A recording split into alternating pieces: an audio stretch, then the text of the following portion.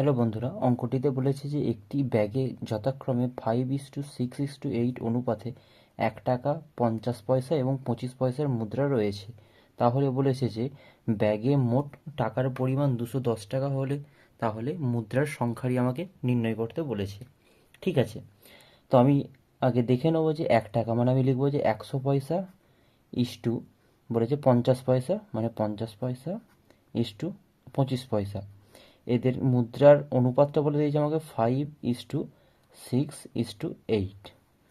আমরা যদি গুণ করি তাহলে হচ্ছে 500 500 পয়সা, আর এখানে গুণ করলে হচ্ছে 300 পয়সা, আর এখানে গুণ করলে হচ্ছে 200 পয়সা।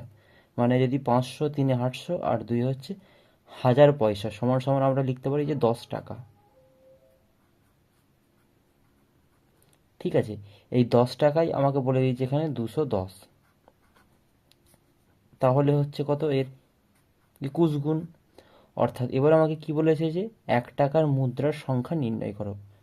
ঠিক আছে, আমি 1 টাকার মুদ্রার সংখ্যা ধরেছি যে এখানে 5 ইউনিট, তাহলে 21 × 5 অর্থাৎ 105 হলো আমাদের এটির সঠিক উত্তর, যেটি আছে আমাদের অপশন নাম্বার এতে।